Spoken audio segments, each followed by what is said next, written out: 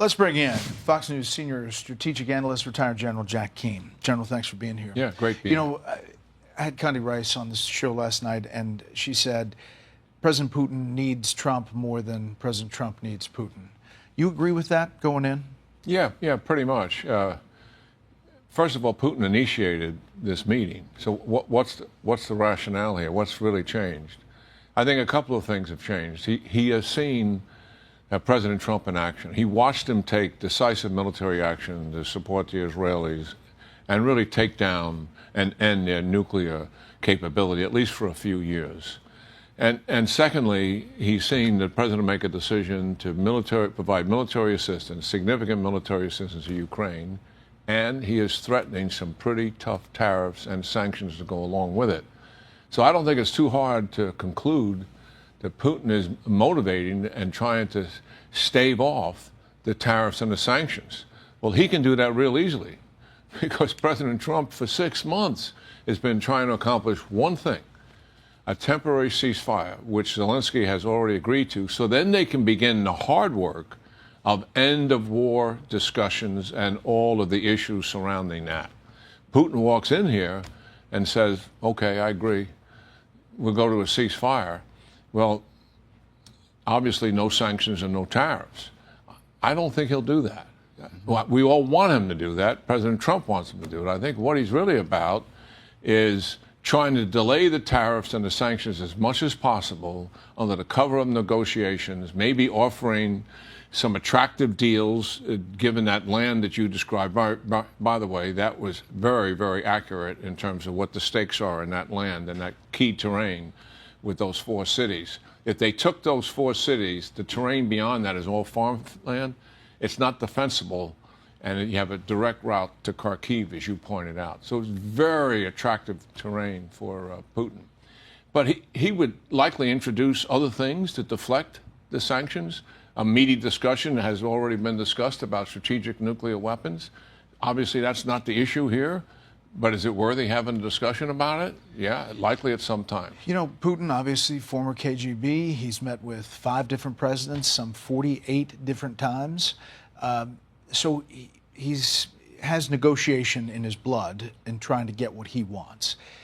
You go back to Reagan in 1986 and Reykjavik, where he walks away from that summit in Iceland with Gorbachev. And a lot of people characterize that moment as kind of really an important part of his presidency.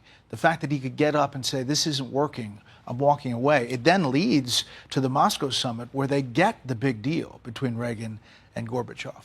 If Trump says, I'm not buying it, it's not working for me, and he gets up and leaves, that could be powerful too. Yeah. Well, good things can come in that decision. And we shouldn't think that that decision, okay, you're not going to go to a ceasefire, you really don't want peace here, you're just trying to charm me, a lot of rhetoric, more promises, more empty promises. But he's got the hammer, and the hammer are the tariffs and the sanctions. That could bring Putin back to the table pretty quick. At the 86 thing, I mean, Gorbachev shocked Reagan. He put complete disarmament of nuclear weapons on the table. That was stunning. However, he wanted the Strategic Defense Initiative, the technology we were moving towards to defend ourselves against that very thing. He wanted that to go away, and Reagan said, no deal. But guess what? Out of that came 2 positive deals. One, strategic nuclear disarmament did take place, not completely, but significantly, and intermediate missiles as well, the cruise missiles, the tactical missiles, etc., completely gone as a result of that. And the catalyst for that was what you said. It was walking away from that deal.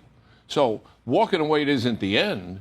It can be the beginning, because here comes the sanctions, here comes the tariffs. From Ukraine's point of view, and the president keeps on saying that they're trying to strive to get to a second summit, obviously with Zelensky at the table. Yeah. Here's Secretary of State Rubio about what they think about security guarantees. Well, to achieve a peace, I think we all recognize that there'll have to be some conversation about security guarantees. There'll have to be some conversation about, territorial disputes and claims and what they're fighting over. All these things will be part of a comprehensive thing. But I think the president's hope is to achieve some stoppage of fighting so that those conversations can happen. To have a peace agreement between Ukraine and Russia, you will need agreement from both Ukraine and Russia. You know, the security guarantees get sticky. It's not going to be a part of NATO. We're not going to have Article 5 where we have to rescue Ukraine, but Ukraine's not going to do it unless they have some assurance that they're going to get protected. Yeah, it's the history of Putin here that's really the concern. We had Minsk I and Minsk II agreements after 2014, and Putin violated both of those agreements, and they were very favorable to Putin, pushed by Obama on the leadership to accept those agreements. He's violated every ceasefire in Syria, every single one of them. They were air attack ceasefires.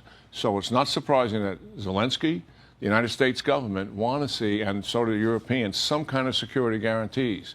What does that mean? Intelligence, aerial overview for sure, possibly some Western forces on the ground. Now, the war's not going on. There's a complete ceasefire, and they're there to provide guarantees. Obviously, the equipment that Zelensky needs to make certain he's going through a buildup. China, certainly Iran and North Korea continue to build up Russian forces during a ceasefire, right?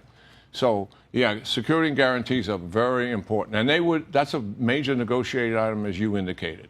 We can only throw so many items on the table here, but they would all be under discussion to give Ukraine some confidence that there is some teeth here in terms of keeping Putin back from violating the ceasefire. And then if he violates the ceasefire, there's all sorts of things you can do. Fast track to NATO, some kind of response to that, et cetera. So I'll be on Air Force One, flying over with the president. I'll talk to him on the way there. And believe it or not, we're in negotiations with the Russians to have Vladimir Putin on special report tomorrow night. Good for you. We will see. That will be a coup, my friend. That would. Good Thank luck you, to General. you. Thank you. Hey, Sean Hannity here. Hey, click here to subscribe to Fox News YouTube page and catch our hottest interviews and most compelling analysis. You will not get it anywhere else.